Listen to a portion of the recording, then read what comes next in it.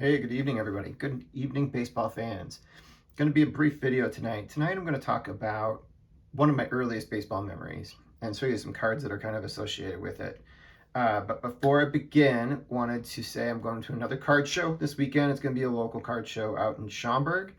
So I'm going to try and take some pictures there, probably maybe do a little video shoot. And we're going to kind of continue to hunt for some of those 1967 high series cards and see if there's some that are in my price range that I might be able to pick up. But also kind of looking at and working on my Hall of Fame player collection for graded cards. So we're going to be kind of looking around there and see what we might be able to find. And hopefully we have a good video. So that's going to be on Sunday. I'll probably post that later on Sunday evening. So before I go much further into the video for this evening and the topic I wanted to be able to kind of share, wanted to kind of say, yes, the return of the machine to the St. Louis Cardinals. So I haven't talked about this before, but my dad was a huge St. Louis Cardinals fan. He still is. That's where his family's from, is from downstate Illinois, where it's kind of half and half, Cubs and Cardinal fans down there. Maybe just a small group of White Sox fans down there, but it's not really an American League city by any stretch of the imagination. So that's where my family is from, and my dad really likes the St. Louis Cardinals. And at some point in the future, I'll do a video on some cards I picked up of his favorite players when he was a kid. But one of the ones that was kind of shared is Albert Pujols. As I mentioned, this was kind of a time where I returned to collection when he came into the hobby and debuted. Still happy to kind of see him around. I know he's not the player he once was, but it's just great to be able to see him kind of walk off into the sunset in a Cardinal uniform. Happy he's able to kind of rejoin Adam Wainwright and Yadi Molina, and seeing those three great players that brought a lot to the St. Louis Cardinals possibly walking away. So that's the rookie card I got of Albert at the moment. I've got a few other things that might be kind of cool to share. At some point, I'd like to get maybe this even autographed. It would be kind of cool if a nice blue marker or blue pen, I should say, not blue Sharpie. I think it would really pop. So that's the card I have right now. I actually picked this up at the National in 2019, which was pretty cool. It's a quad relic, but the two on the front are really cool because you got two potential Hall of Famers. You got Scott Rowland and you got Albert Pujols. The game used materials from there. And then finally, I have this only graded card I have right now with Albert is a Heritage Chrome from the last year he was with the Cardinals in 2011 Chrome product. So looking forward to maybe picking up more Alberts along the way. Really great guy, really good for the game. He's meant a lot to the Cardinals over the years and just baseball in general. All right, so my topic tonight actually is one of my earliest baseball memories. Now, the first game I went to was actually not a White Sox game. And I'll talk about that one another day because it kind of involves some stories about my uncle and my dad together and going to that game. The first game I remember going to at the White Sox park happened in 1986. Happened on my birthday, actually, in 1986. Earlier that spring, my dad bought me my first pack of baseball cards, which was 1986 Topps. And I got hooked pretty much ever since that point. I was also playing Little League ball with the Baltimore Orioles, and my dad actually knew the secretary for Brooks Robinson at the time, so he'd sent me some autograph stuff. So that was my quote-unquote favorite player, not even knowing that he'd been retired for years at that point. But through collecting, I was able to find out that Cal Ripken, who's in the background, was a current player for them and actually was a current star for them. So by default, I suddenly became a huge Cal Ripken fan. At that point, I hadn't really adopted the Sox as my favorite team. I was just like a 9-year-old that was this was all new to me in some ways. So I was like a free agent in some way, but could not become a Cubs fan according to my father. That was just not going to be something that could be tolerated.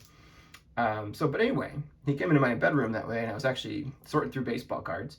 He's like, "Hey, do you want to go to the Sox game tonight?" It's like, "Sure." Like, who are they playing? It's like, they're playing the Baltimore Orioles. So I just lost it. I was super excited. So we lived in the western suburbs of Chicago at that time, and I remember, I think maybe my dad didn't know exactly how to get there right away because we had to stop and get directions at some point, which was kind of funny. It must have been somewhere off of 290 where we had to get directions. Eventually, we got put in the right direction, and we came upon the cathedral that was Old Comiskey Park, and it was 1986. So it was in the old ballpark. It was kind of a little bit run down. They cleaned it up just a bit for its final season in '90.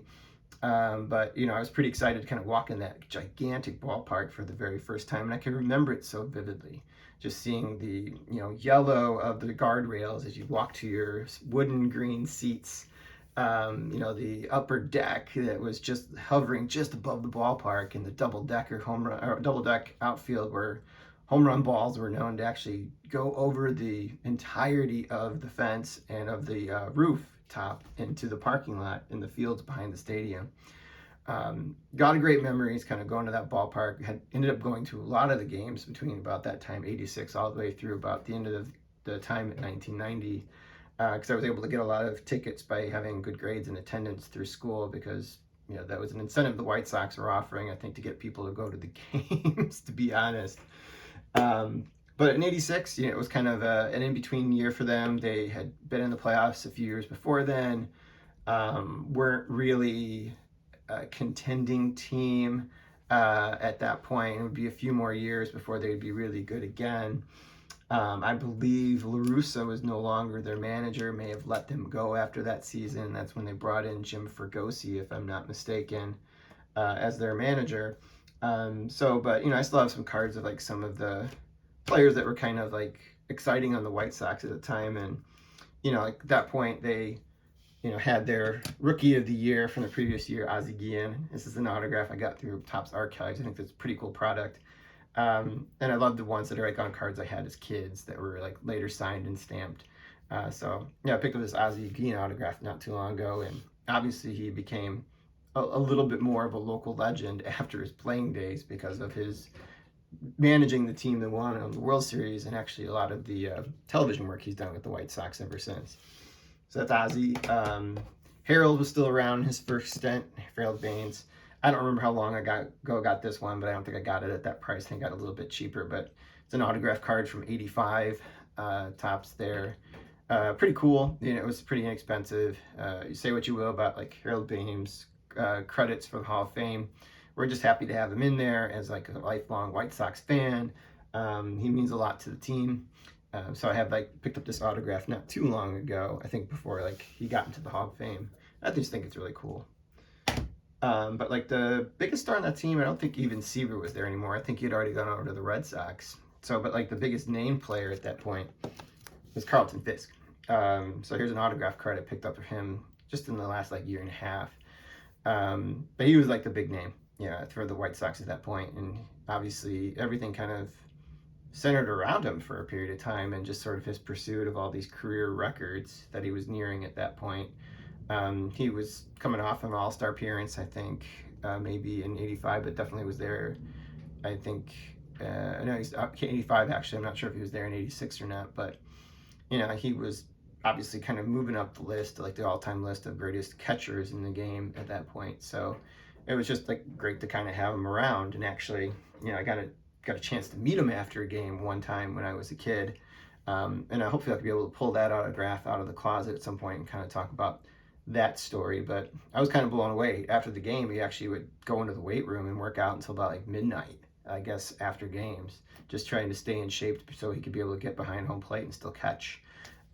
So definitely a really strong work ethic, definitely a Hall of Famer, and a great White Sox player. But, like the person I was probably most excited to be able to get a chance to see was this guy who like became my favorite player as a kid. Overall favorite player, my favorite player for the White Sox was Frank Thomas. But, Cal Ripken always kind of had a special place in my heart as a child, and probably through early adulthood as well. So I recently picked up this autograph of his on a 2000 Fleer Gamers card, which was like right the year before he actually like stepped down and retired. And actually it was cool enough that I actually was able to go to his last game in Chicago, in Comiskey Park with my father at that point back in 2001, when he knew he was retiring, because he had already announced it before he was coming to town.